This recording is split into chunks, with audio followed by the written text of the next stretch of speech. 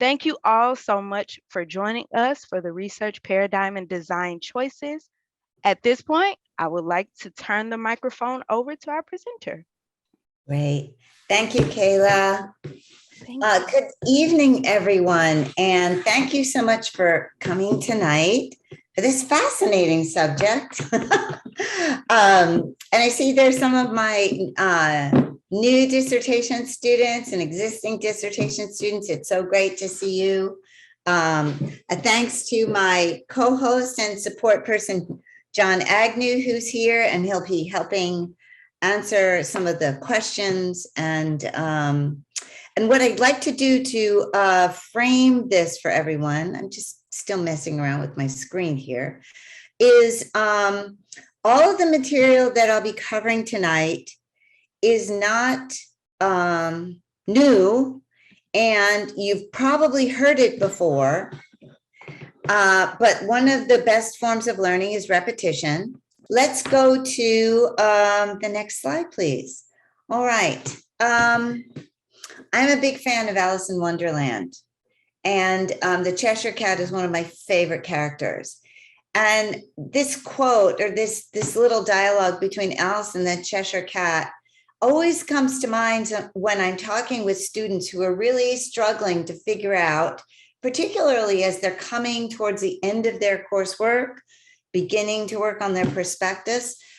I'm not quite sure what I'm supposed to do. I have this idea for a topic, and I'm kind of more of a numbers person, or I'm kind of more of a words person. I like talking to people, but I'm just not quite sure how all this whole thing fits. And so the little dialogue here, I think, between Alice and the Cheshire Cat is really appropriate, where Alice says, "Would you please tell me which way I ought to go from here?"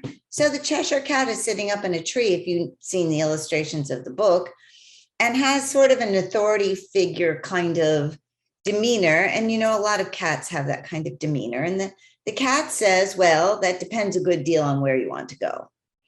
So Alice says, "I don't much care where." And this is, you know, a lot of students say, "You know what, I just want to get done. I want to get my degree."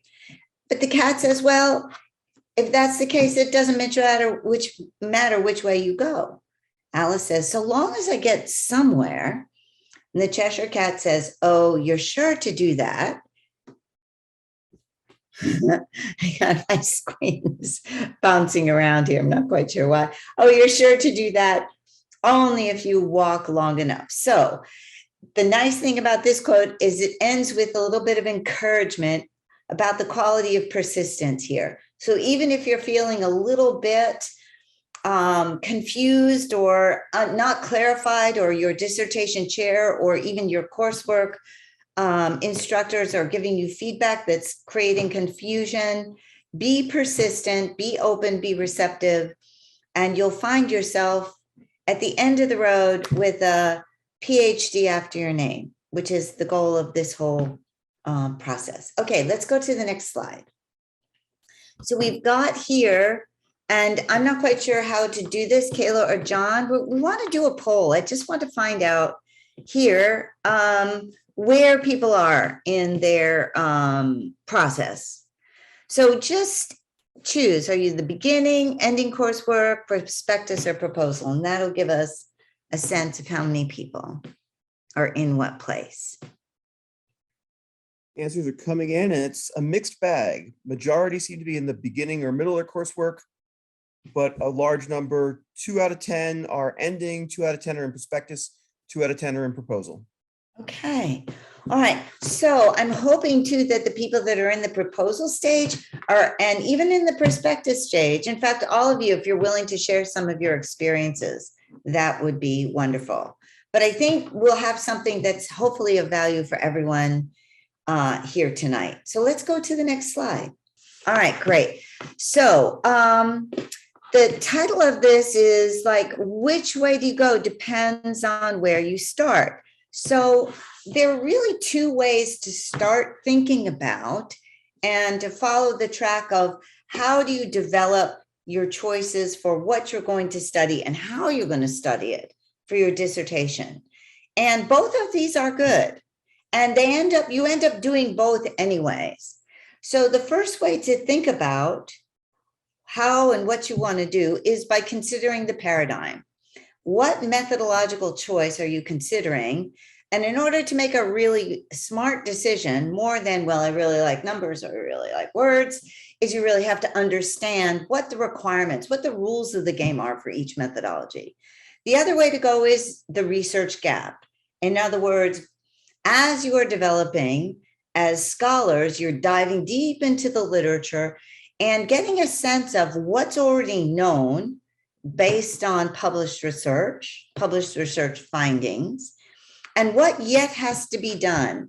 And ideally, and this is the nature of science, it's foundational and it builds one thing on top of the other, so that your work that you do in your dissertation is going to make some contribution to expanding the body of knowledge, as well as having a meaningful application, maybe to your work or your profession, and as well as your personal and professional development. Next slide, please. Okay, and here's where I'm going to be throwing out some concepts. Some of these things I'm going to be going through fairly quickly. And, but if you need to ask a question, please do. All right, so what do we mean by the word paradigm? What is a paradigm? These are the different paradigms. That's what we mean. Quantitative, qualitative, and mixed methods. But let's dive a little bit deeper into what a paradigm is. Now we go to the next slide. Great. Okay. This is one of my favorite definitions of what a paradigm is. And Kuhn, who wrote in The Structure of Scientific Revolution back in 1970, this was like an earth-shattering book where he really set out the principles of what do we mean by a paradigm and how does that work in terms of scientific inquiry. So he said it's a set of beliefs and agreements shared by scientists about how problems should be understood and addressed. In other words, a paradigm sets the parameters of what's going to be studied and how it's going to be studied. Kind of like the rules of any game, like soccer or basketball. When you come to the soccer field and you've never played soccer before, you know, you look around, you see, oh, they're wearing cleats. They have these funny socks. They're using white ball with black spots. This is their uniform. They don't touch the ball with their hands, except the one guy down at the end throwing the ball, or when they throw it in. You get the idea. So that's what a paradigm is. It's like the rules of the game.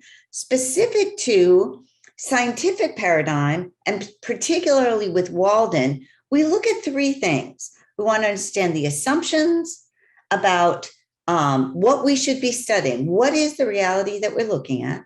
We want to understand the role of theory and frameworks, because that, you know, will become important in your dissertation, and the methods for confirming the value and the truthfulness or validity of the findings, what the research produces. Okay, next slide, please.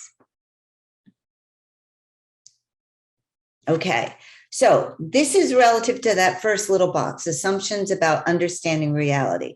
And the terminology is ontology, and it guides what we study.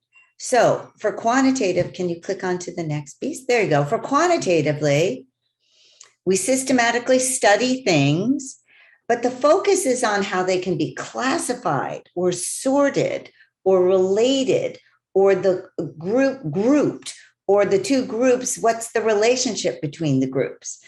So we have a systematic process for organizing, classifying, and explaining concepts or relationships between concepts. And now for qualitative, look, it's a little bit different. See, qualitative, much to the chagrin of some of my quantitative colleagues, we also study systematically, and we study the same kinds of things.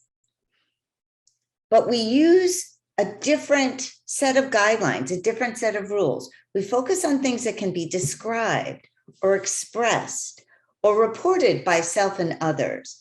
But the classification and organization and structure of it is different, okay? So that's what we mean by ontology, what we study. This is the what. So let's go to the next slide.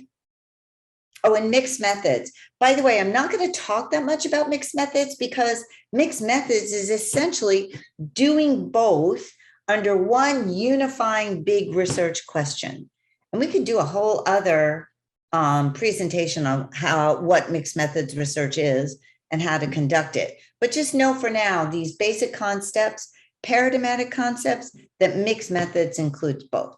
Okay, second assumption. It's like, how do we study these things? How do we do it?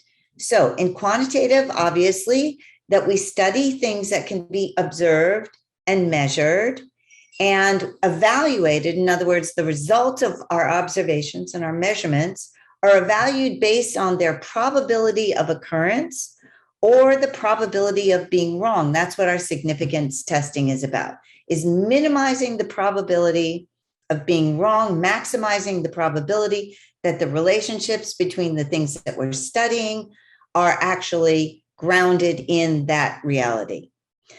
Regarding qualitative, where we look at things from a different perspective. We explore things from a more subjective position. So you get the idea that one is looking at things externally, from the external perspective, where the researcher is external to the concepts, the objects being observed. Qualitative is more from the inside, exploring from this subjective perspective. Okay. Questions so far? Are we good? Okay. Yes? Let's The go only on. comment so far is somebody would be thrilled to hear more about mixed methods. So it looks like you've got a repeat I tell you performance. what, if we have time at the end, we'll do a little bit more about mixed methods, okay? But if not, John, that may be the fuel for the next presentation. I think it's really worthwhile to spend a presentation focusing on mixed methods because there are various formats for mixed method studies. And many people have a misperception about what mixed methods is. It's like, well, I collect data on a survey, and at the end, I stick on a couple of open-ended questions. That's not a mixed method study.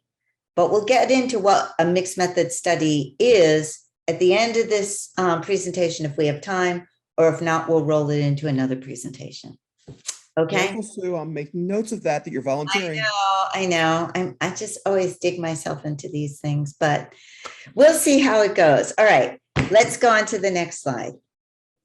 Great. Okay, remember the second little box that was up in what is a paradigm that's particularly relevant here is the role of theory.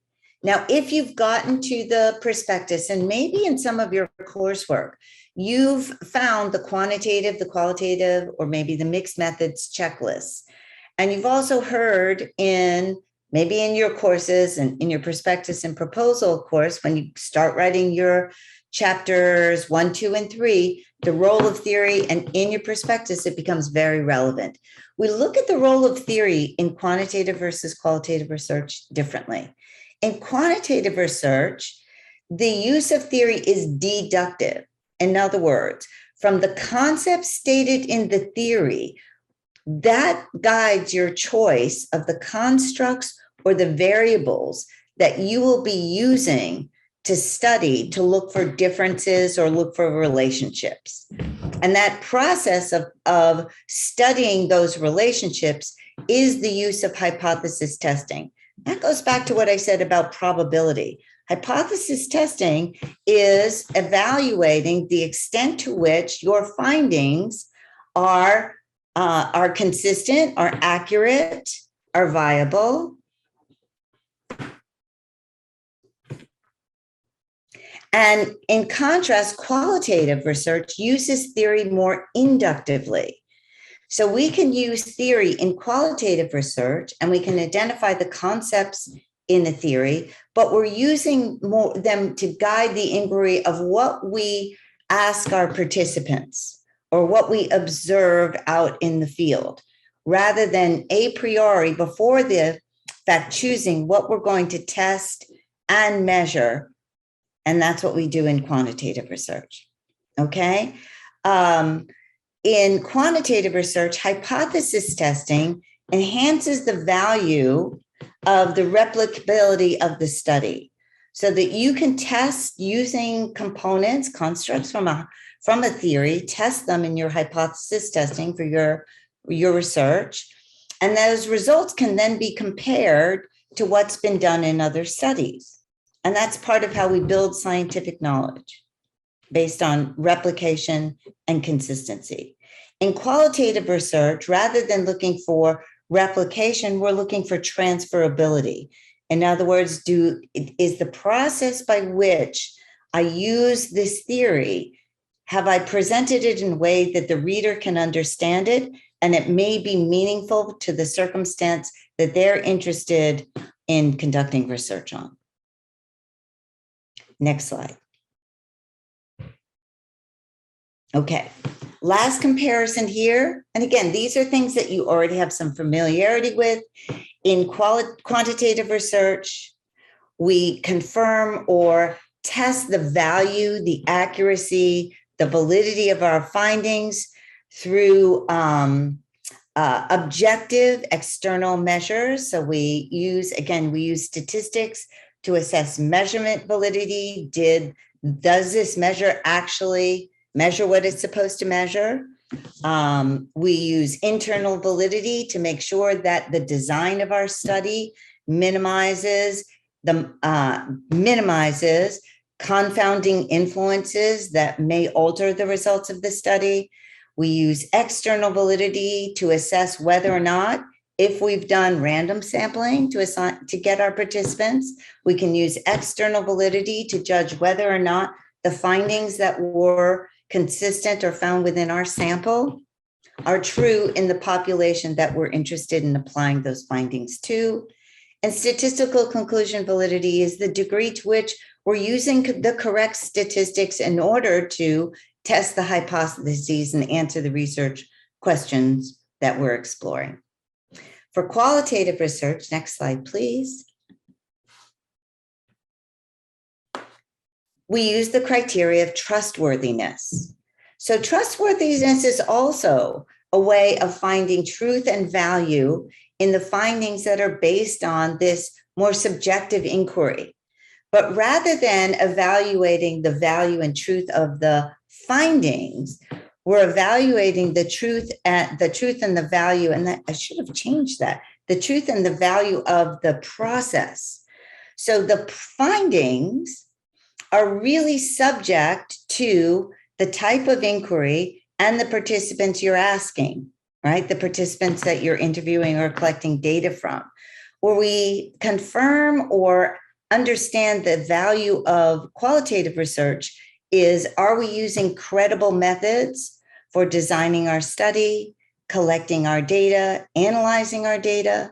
Is what we found transferable, meaningful to others in the field? Is it dependable? Are we using well-tested qualitative methodologies as opposed to just making things up? And can the results be confirmable by virtue of the methods that we use for identifying trustworthiness? Okay, not going to get into all those different methods, but again, this is more to give you the differences between the two playing fields, between the two paradigms. Okay, next slide. So just a little game here, just to make sure that you've got the concepts here. Now, this question may not be relevant for you, but it's a question that comes up many people's minds, comes across many people's minds. So if the question, the personal question is not a research question, but it's a personal question, asking yourself, did I gain weight? How would you assess that question? How would you answer that question quantitatively? You just put your answer in the chat. How would you answer that question qualitatively? It's kind of a silly question, but you get the idea that, oh, well, if I'm doing this quantitatively, and maybe some people are saying this, I get a scale. Scale is a very popular answer in the chat. Right. Now, I don't know about you all, but I used to weigh myself on the scale almost every day. And you don't have to tell me if you did this, but I would like not just get on the scale. I would like put one foot and then the other foot and then just kind of see how the scale fluctuated. And what I noticed after doing this for a while is that there was a lot of variance in my weight. Now, some of it I knew was just general fluctuations, but what I observed was that when I weighed myself before I took a shower, that I weighed less than if I weighed myself after I took a shower. And when I take a shower, I take a really hot, steamy shower. And I thought, I wonder if the steam is actually influencing the scale of measurement.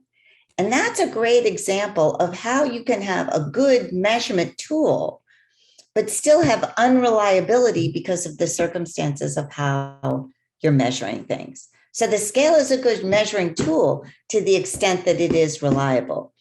What are some other ways to measure yourself quantitatively? Did anyone say a tape measure? You know, putting in something around your waist. People said numbers. Okay, but how would you generate those numbers? Scale was step on the scale was popular. Scale, weigh yourself, number of pounds. Here's Okay. one by how I feel. So I think that's probably for the qualitative one. Right. So there's a great example of qualitative. Did I gain weight? I don't know. How do I feel? Right? Can I And move? how the clothes are fitting, if the jeans are tighter, which is a good There one. you go. Are my jeans fitting? Or maybe I just threw them in the washer and the dryer on too high a heat, right? But you get the idea, is that when you're thinking quantitatively in that paradigm, you do go to numbers, but it's not just the numbers. It's the measurement tool, and it's the reliability of the measurement tool. And if you're thinking qualitatively, you have to think from that subjective experience. There's no numbers associated. Okay, I think we got the picture here. All right, let's go to the next slide. Do we have any questions so far other than the mixed methods question? That's been it so far on the comments about how to find out if the little apple has gained weight. Okay, great. All right, let's go to the next slide then. All right, so in summary, now you know what a paradigm is, and you know the three key pieces that you need to keep in mind when you're considering which paradigm to go with, which playing field you want to do your research on. Okay, let's go to the next slide. So there's another way to figure out what kind of paradigm and research design you're interested in. And that's by what the literature is telling you regarding a research problem or a research gap. So this is, it gets a little bit mysterious when you're right in the thick of it, but very simply, a research gap is an area where the research findings, and that's the key word here, the research findings are missing, as in a study hasn't been done yet, incomplete, in other words, there were flaws in the study, conflicting, some studies said one thing, some said another, or insufficient. Maybe they were missing some key constructs or key populations. So that's what we mean by a research gap. Next slide. Okay, so we know that it's where the findings are missing, incomplete, or insufficient. You can have different kinds of research gaps. If you could click, Kaylee. Great. So these are some examples, and you don't have to label this as you're writing up your prospectus research gap, but this just gives you a way to consider different ways to approach where you'd like to do your study. Now, one of the initially, particularly for novice researchers will say, well, I've been in the literature and nobody's ever done this before. And most of us as chairs will say, we think you need to go talk to the librarian and really dig into the databases, because there's not very many things that have not been studied in some way. They may not have been studied exactly the way you want to study them, but there's probably sufficient research literature out there that's pretty darn close. Okay. So these other gaps, I think, are more meaningful. A conceptual gap, or maybe a theory or framework is missing or incorrect. A time gap in that the research is outdated. It's really interesting. There was way back in the day when I was actually developing my dissertation, there was a very interesting construct called hardiness. Kobasa was a researcher, and it was about like these 3 dimensions of what constituted a hardy personality. It was very popular at the time in the 70s and 80s, and then it sort of faded away for a while. And I remember mentioning it to a student as a possible construct to use in their research. And we went back and looked in the literature, and it was interesting. It sort of faded out of favor for a while. Now it's back in favor. So part of the research gap could be, wait, the research that we know about this construct was done a while ago, and we need to study it in the present time. Also, you can study a research gap could be in a particular population or target group, if a group has been overlooked, or methodological gap. This is particularly relevant if a body of research has tended to focus on one of those paradigms, and the other paradigm has not been used as much, and that would be fulfilling a methodological gap. Next slide. So I'm just going to jump in here and say that somebody pointed out the librarians are super helpful with finding gaps. Yes, absolutely. We have great librarians, and you should go to the library's website. And even if you don't even know what to ask, just email them and say, this is what I'm thinking about, and they can get you on the track. I just pulled this out of an article, and it's an article about grief and support for grief. And that's one of the areas that I'm actually kind of interested in now, in something called unresolved grief.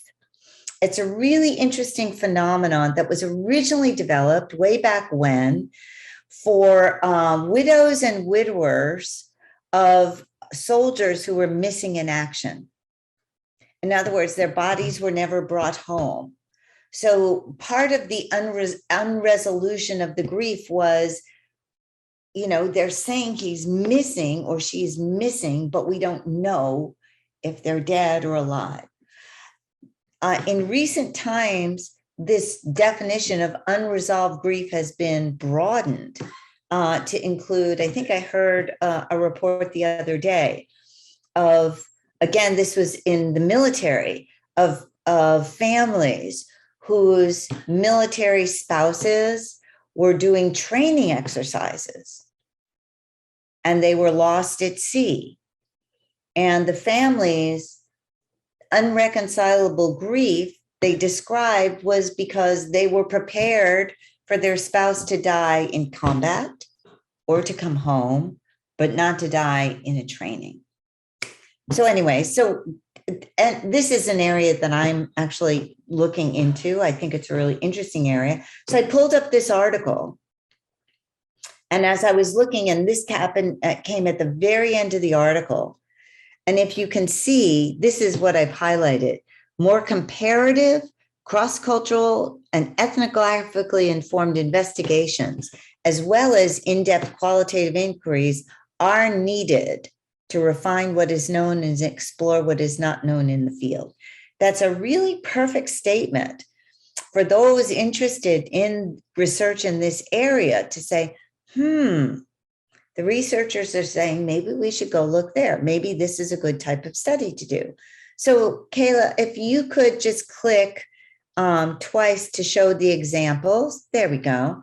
So just out of thin air, I said, wow, this is really interesting. I could develop a qualitative purpose based on this gap, or a quantitative or a qualitative purpose based on this gap. So these are just 2 examples. And I just want you to see how these are connected to what the research gap stated. So for example, you can tell this is the qualitative one, right? The purpose of my proposed study is to explore the culture of grief in Central American families who lost loved ones while fleeing persecution. Okay, so I pick up the cultural thing. I pick up the ethnographic piece because I'm exploring the culture of grief as expressed in a particular target group. So can you see how that I can pick up on what is known, what needs to be done next, and that can shape my research question. This is the quantitative example. The purpose of my proposed study is to compare cultural differences of unresolved grief in Central American families and Chinese families who lost loved ones while fleeing persecution. This is really interesting. The second highest country that's a source of immigration to the United States is from China. First is Central America, first is Mexico, second is China. So anyway, so I thought, oh, that would be interesting. I could compare two groups, and that puts us into the quantitative domain. Okay, I hope that example was helpful. Let's go to the next slide. So just a little bit of coaching on how to find a research gap. And Kayla, you can just click right through, identify the purpose of the article. What that means, just a little coaching here, is yes, the first part of any research article is really interesting, particularly when you're learning about a topic. And it has lots of great resources there. But just understand that what the authors are doing and pulling together all the literature for their research article is this is what they're doing in order to find and demonstrate their gap for the current study. So really where you're going to find the purpose of their article is at the end of that literature review, either right before or right at the beginning of the methodology section. So it's always good to find out what the author state is the purpose of their article. Second, look at the method section. How did they collect their data? It's really helpful to do that because one, you'll learn, was it qualitative, was it quantitative? What design did they use? Oh, maybe I could use this kind of design. That's perfectly fine. So definitely look at how they collected the data. Next, identify the key findings. Now, this is going to involve getting familiar with the terminology of the analysis process and the result discussion process of each paradigm.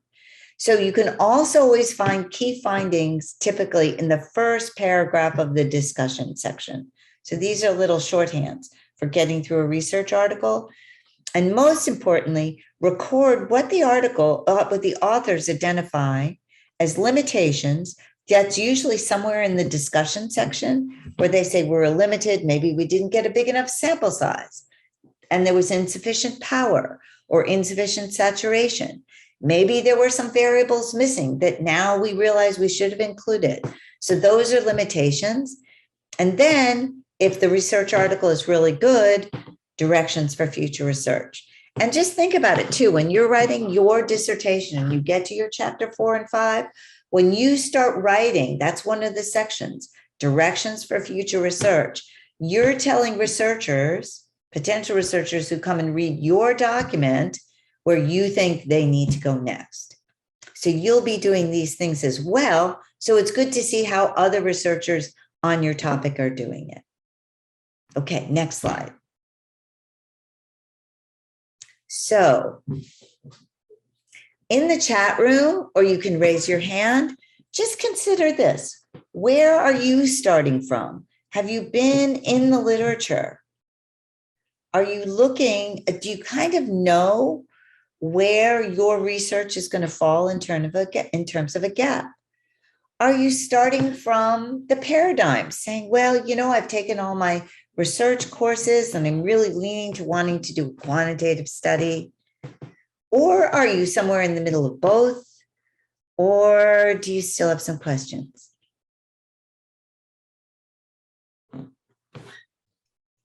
We have one response, the gap. The gap. Another response, gap in population. Okay, gap in population. Excellent. Excellent. Good. Yeah. So definitely the gap is a really great, it demonstrates and it calls you to keep reading into the literature to see what's been done and what needs to be done next. And then the trick is to going back to, and you don't have to go back to the other slide, but finding what the suggestions are in the literature about where future research can go and shaping your research purpose and question to fit the rules of the game, the paradigm that you want to explore that question in. Okay, next slide. Right, and sometimes it is a mystery. Okay, so going back to our paradigm conversation, again, we're just going to stick on with quantitative and qualitative, all right? So within each paradigm, there are different ways to approach your research purpose and your research question. So we have quantitative designs, and that's typically the language of quantitative research. In qualitative, in more modern writing, we're using the word designs, but in more traditional approaches to qualitative research, we use the word approach or tradition. So quantitative has designs, qualitative can use the language of approaches, traditions, or designs. Next slide. Okay.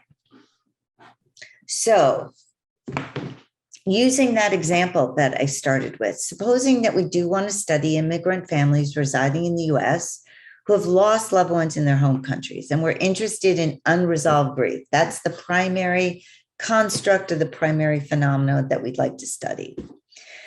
So that's a big area.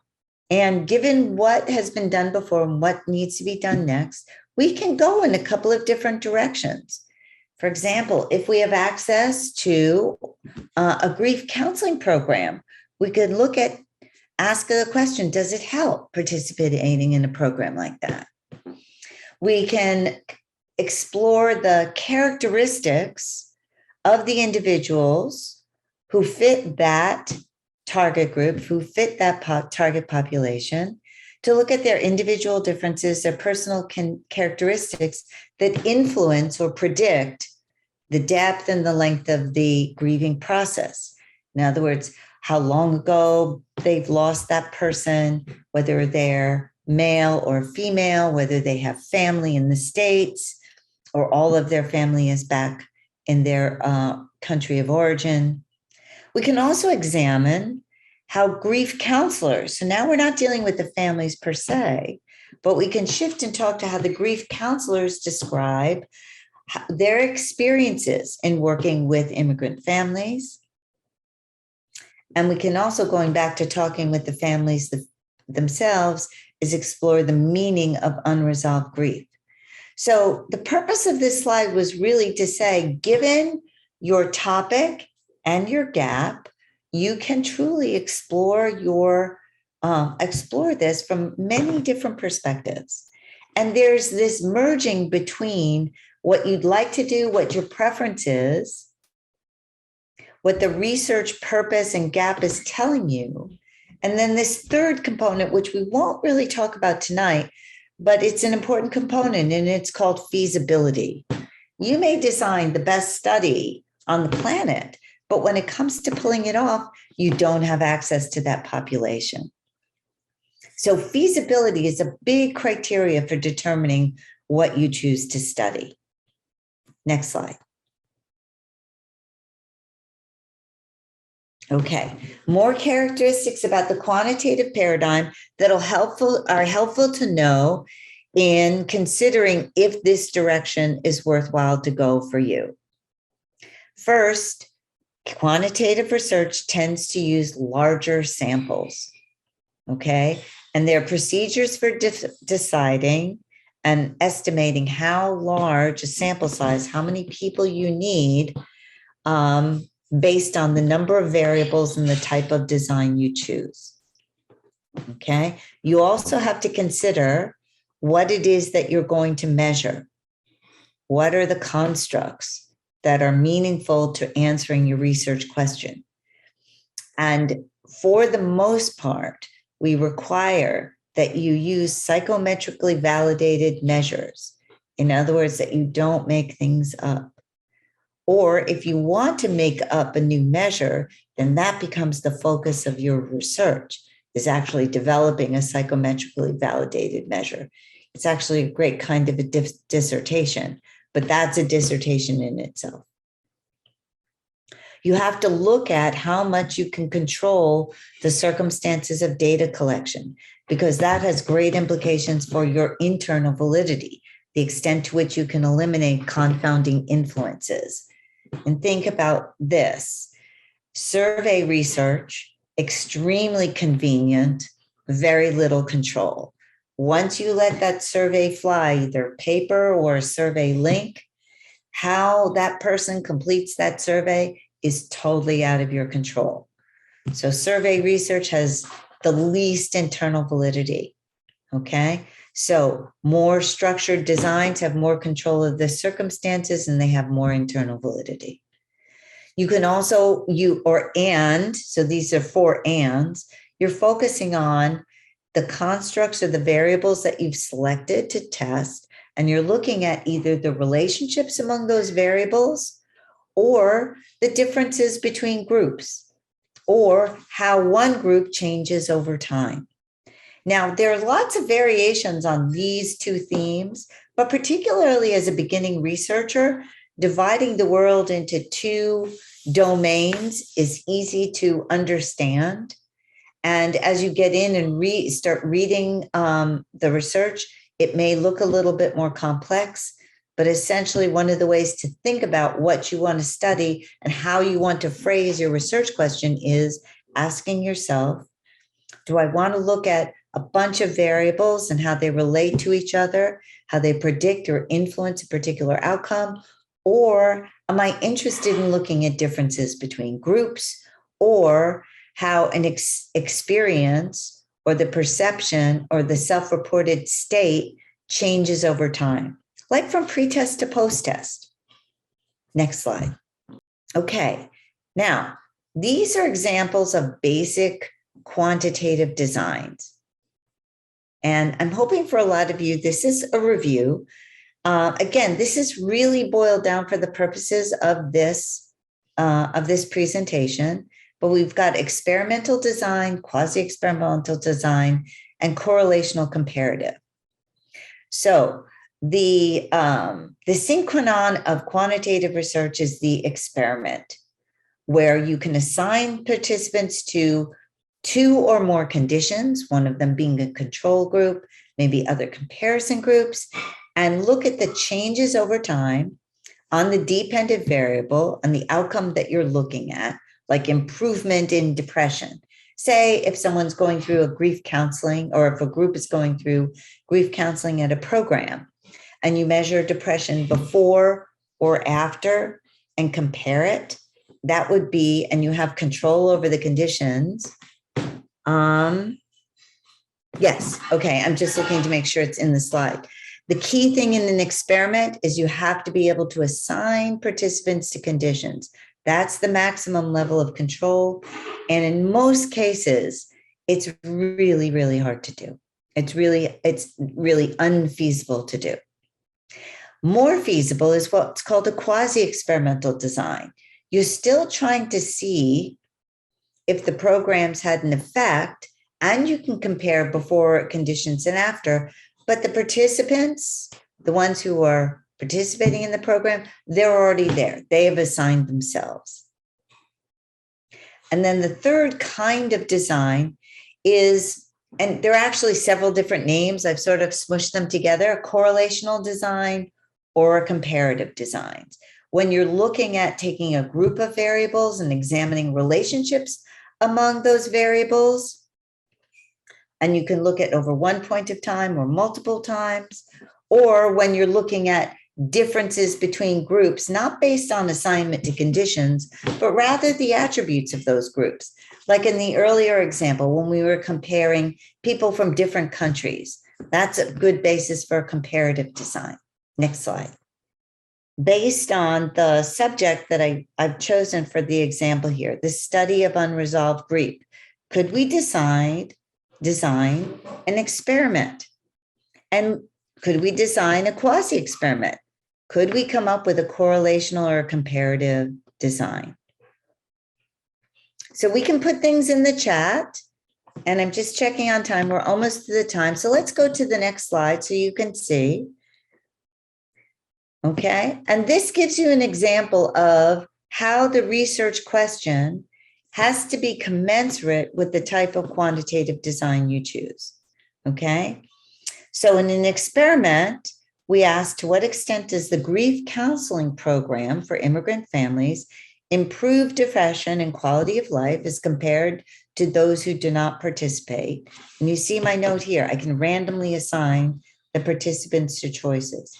So I'm comparing two groups. I'm looking at change over time and two dependent variables. But the key is I assign participants to those choices. And it gives me a very good rationale for being able to state whether or not the program worked. Okay, in quasi-experimental design, you've got the same circumstance, but I'm not able to assign the participants to the groups. Now, if you think about that, they're assigning themselves, or maybe they put themselves on a wait list. So this act of choosing to participate or not really comes from something in the participants as opposed to something that the experimenter controls. That's why adding that element of control in an experiment makes an experimental design the most internally rigorous design. When you start introducing confounding experiences of the participants doing the choosing, that's where the design is less strong internal validity wise. And then the last design, the correlational comparative design, we've got two choices here. One is, again, what are the factors? What are the variables that influence depression and quality of life in grieving families? And can you see, I mean, the purpose of this here is for you to really see how I can use the same variables, the same target group, but shape based on the research question what I'm studying along the criteria for these different designs. So in the correlational design, I'm looking at how a group of variables predicts a particular outcome like depression or quality of life. And if I'm doing a comparative study, what are the acculturation and coping differences between grieving families who've resided in the US for 3 months, 6 months, and a year? So I can look at differences between people at 3 months and 6 months and a year. Next slide. Okay, so that was our quantitative paradigms and the different kinds of designs. Now, when we shift to qualitative, the qualitative paradigm, we shift gears here too. We go to smaller samples. We use interview guides very often that the researcher develops. So remember, on the quantitative side, we're using psychometrically tested measures. Here, we're using interview guides or other kinds of data collection tools that are primarily generated from what is found in the literature and from your theory or your conceptual framework. And we focus on the exploration of shared meaning. In other words, given these disparate individuals, these different individuals who've had the same phenomenon of loss of a loved one, do they have anything in common? And the key thing here is that we're asking the question. It's an inquiry. Because one of the fundamental characteristics of qualitative research, remember going back to that earlier slide, is that this is subjective. And if everyone is creating their own subjective reality, there's no guarantee that everyone's going to see things the same way, right? So that here the inquiry is, given that we interview, we get very rich, detailed data of experiences, is there anything that they have in common? And what are the differences? What are the discrepant cases? Okay, next slide. And so these are 3 examples of some qualitative approaches. There've got to be, I don't know, 20 or 30 or more different kinds of approaches. But just for simplicity's sake, these are some of the common ones that are used by Walden students. Basic qualitative design, phenomenological research design, and case study.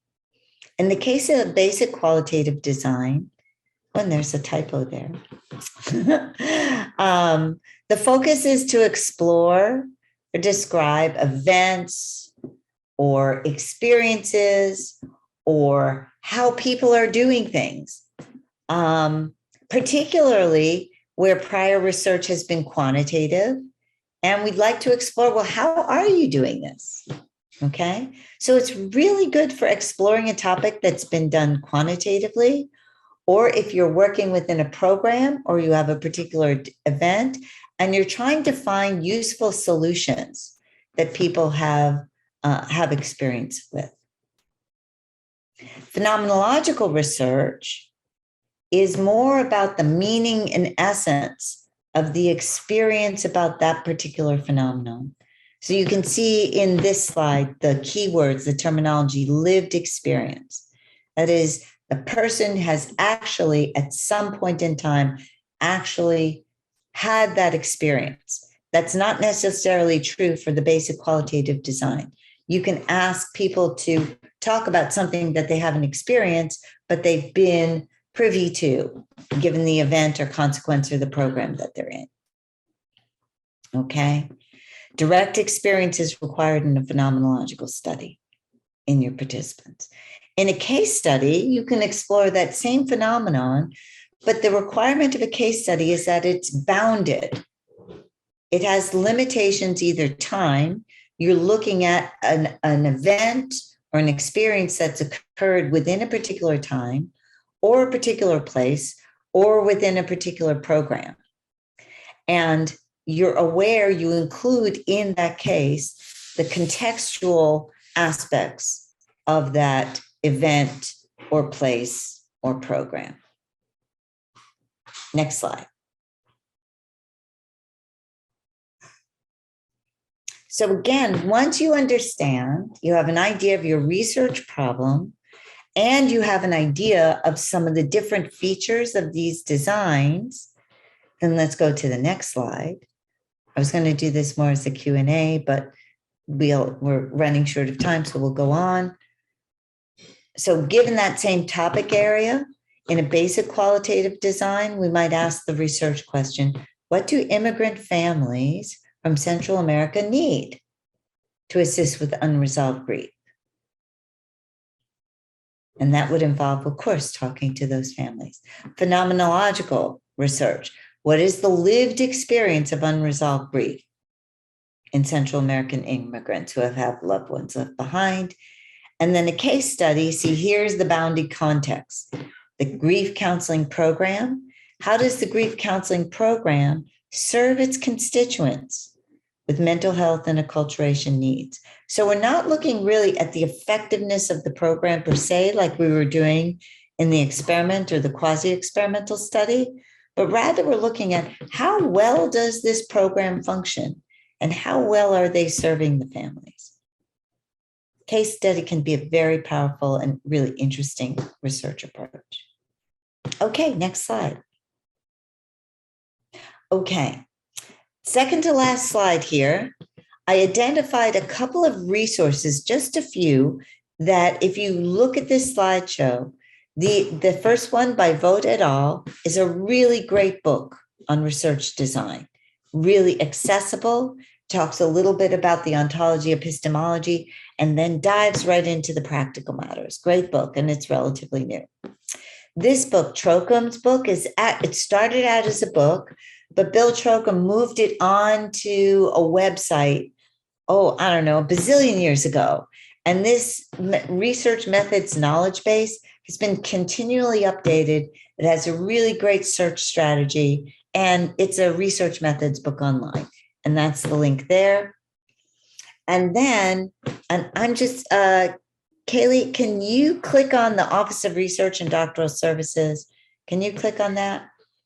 Because everyone here should be visiting. I visit this website regularly. Let's see. And if you click on student research support and scroll down there. Oh, here we go. There you go. DocSorg Capstone Research Project. See, this is all you need. These are the documents there for working on your dissertation. Student research. I thought for sure it was under student research support. Can you just click on that one more time? I know we're almost out of time there. Okay, scroll down. Developing research. Let's try that one. Okay, and then scroll down.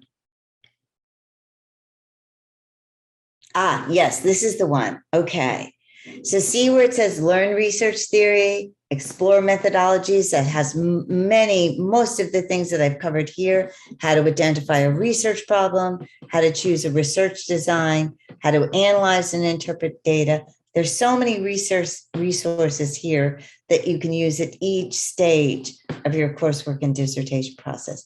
This is a really good site to explore. Okay, well, we're just over our time, yes? And do we have any questions before we wrap it up? And students in the chat have been talking about different designs. They're considering phenomenological designs versus case study. It looks like they're setting up emails and study groups to discuss it. So by all means, that's wonderful. And Sue, are you available for follow-up if people have questions? Absolutely. Is there anyone, we're supposed to end at 9 o'clock, right? 7 o'clock for me in Colorado, but yes, 9 o'clock. Okay. Is there anyone who had a question that they'd like to ask me before we sign off? And yes, I'm happy if you need to email me for follow-up questions. So these are just kind of the final things to take away from this. It's a balance between understanding your gap and the characteristics of the paradigm that you're choosing. It's really important to learn the basic design, to really understand the basic design characteristics of both paradigms, because regardless of which paradigm you choose, you're going to have to read research on both. And then really work to understand the research purpose, methods, and results of the studies on your topic so you can do better. Oh, well, thank you all for coming and spending this time with us tonight. Everyone have a wonderful rest of the evening. We'll sign off then. Thank you, Sue. Thanks for all of your insights and all of your good ideas. All right, take care, everyone. Have a great rest of your night.